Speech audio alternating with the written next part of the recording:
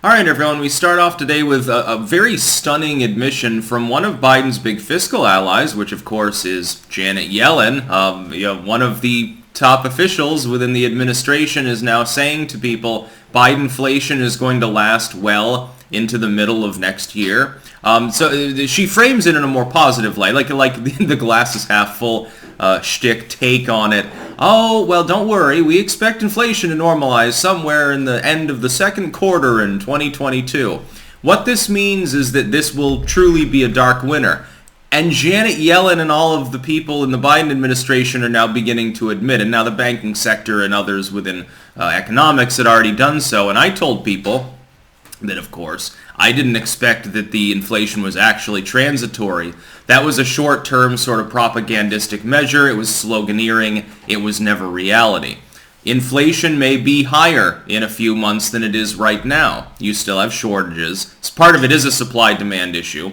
Part of it is excessive, reckless government spending, stimuluses that haven't done anything. The economy is all sorts of wonky.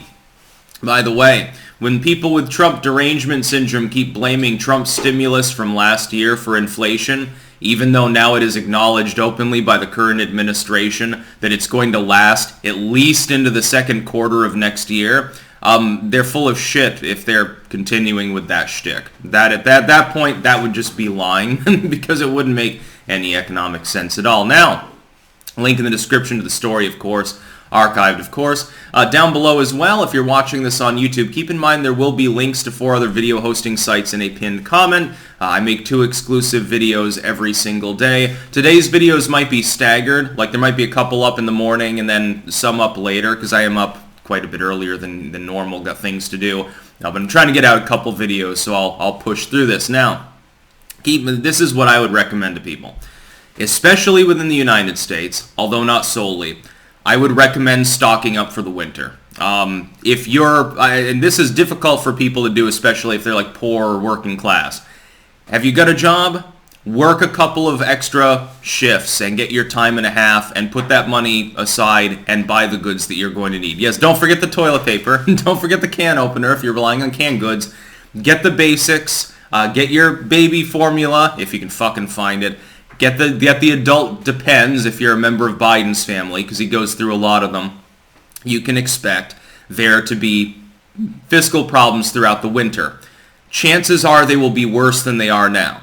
So I would recommend getting as much as you can. Now, if you're on the higher income level, you can get like one audience member at one point was saying he bought like a year's supply of MREs, and I'm thinking to myself, that's great, like MREs can be tasty, but you don't want to shit for an entire year. That's going to be a problem. They're not meant to be eaten every day, certainly not 3 meals a day, not for extended periods. You'd probably get cancer from that, considering all the preservatives anyway. But get some dried beans and rice and a protein source. Get your teriyaki jerky, or maybe you're in a rural area. Maybe you hunt an extra deer, if it's legal there, and you turn it into venison or something like that. Get some food. Have your supplies on hand.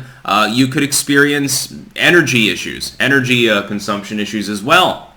Keeping that in mind because of the fuel shortages that you're experiencing, because Biden has destroyed the domestic energy sector, and I believe at this point we're no longer a net exporter. We were briefly a net exporter of fuel under Donald Trump. Keeping this in mind, Biden, I believe, has already pissed that away or is close to doing so, and has begged the OPEC countries, please pump more oil to lower the prices. It's not like I had a pipeline that was going to bring forth huge amounts of oil into the country domestically. Please, you pump it for us. Then we can ship it across pirate-infested waters, and we'll be giving money to desperate third-world tyrannical states instead of doing it domestically. This is considered sound policy under globalism, by the way.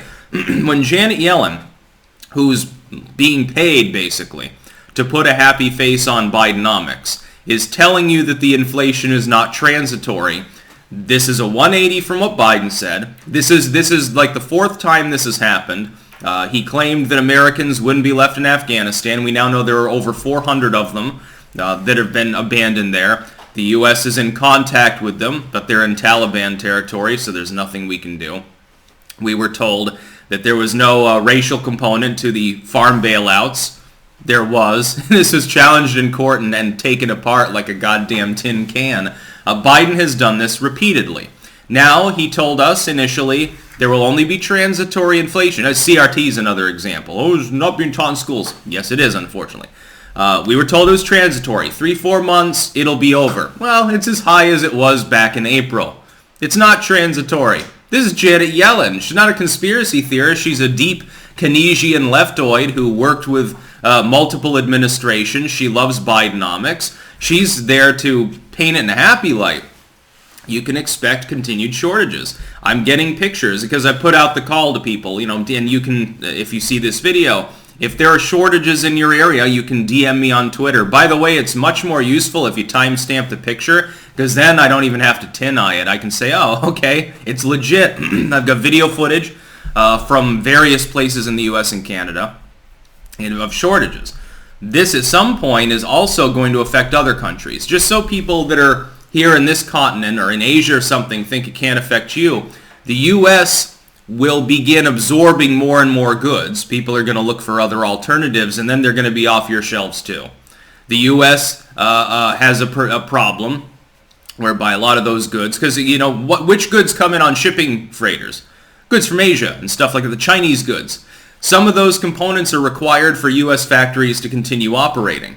Well, once that breaks down because of these shortages, and I don't know how the hell they're going to streamline and prioritize the most important goods, because there's, as far as I know, no specific process to do that. Now, what's going to happen is that U.S. production will falter. The U.S. will probably go into recession, be buying even less, and then all of a sudden all hell breaks loose. It could be economic Armageddon. I don't think so, but it is possible. At this time, I encourage everyone, especially within the United States, to have a couple of months of supplies on hand for this coming dark winter. Now, of course, weather applies. If you're in northern Maine, it's going to be a lot more harsh potentially, and fuel prices a lot more crummy than if you're in the middle of Texas or Southern California. Southern California, you've got other problems, mainly being a Californian. If you're in a rural area, it's a little bit easier than if you're in an urban area, because you can potentially hunt to pad out your diet. Maybe you don't need to buy the beef jerky or something.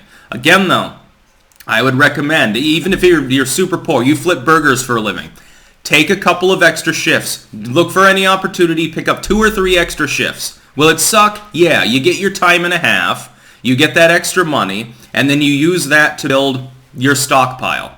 It would be enough. A few $100s is capable of fielding a stockpile for 2 or 3 people through the course of a couple of months, unless you're going with expensive food. If you have to survive on rice and beans with just salt and pepper and a little bit of onion in it, and by the way, bagged onions are cheap and last a long time, for a few days, is that better than skipping meals? I would think so. You still probably have your income unless your business goes under because of Bidenomics. You never know with him, with all of the lockdown or regulations, that could happen too. We're looking down the barrel of an economic gun. It's a less than lethal round maybe, but it's still going to leave one hell of a welt. That's about all. Peace out.